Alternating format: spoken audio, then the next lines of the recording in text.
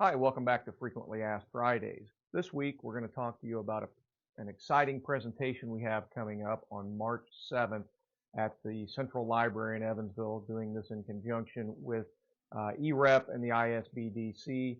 The presentation is going to be about how to identify and protect your intellectual property. So we hope you can make it. We'll put a link down below as to where you can go to register for that. It's going to be offered via Zoom or in person. Thinking in-person slots are limited to 30, so if you want an in-person slot, please sign up soon so that you make sure to reserve a seat. Anyway, again, the title of that presentation is going to be How to Identify and Protect Your IP Assets. So I'm going to talk a little bit this week about identifying your IP assets. We'll do another video next week, and we'll talk about how to protect your IP assets. And again, the presentation will go much deeper into both of these two issues.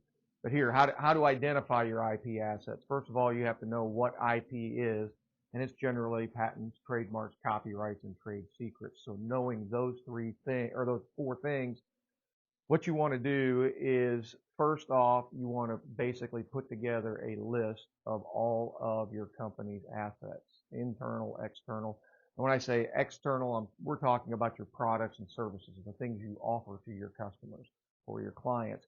When I'm talking internal, we're talking things, for example, your customer lists, things that help you run your business from the inside that you don't necessarily share with customers. You also want to look at your branding, your name, business name, your product names, your logos, your slogans, things like that. All of these things need to be identified and listed first and foremost. Then once you've made that list, then we categorize those things. And I think once you have an understanding of what patents protect, what trademarks protect, what trade secrets protect, what copyright protects, you can kind of put those into one of those buckets, or one or more of those buckets maybe, and say, okay, we're going to categorize, the business name as a trademark, for example. So make your list, categorize it.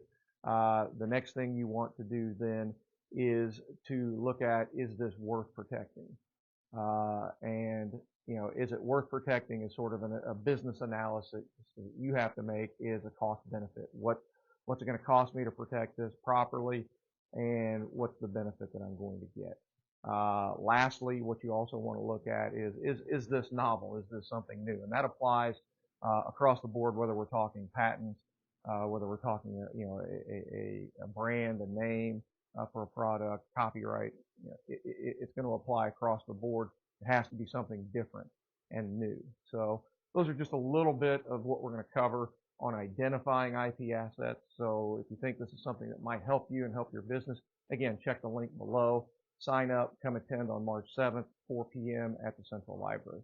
Thanks. We hope you have a great weekend.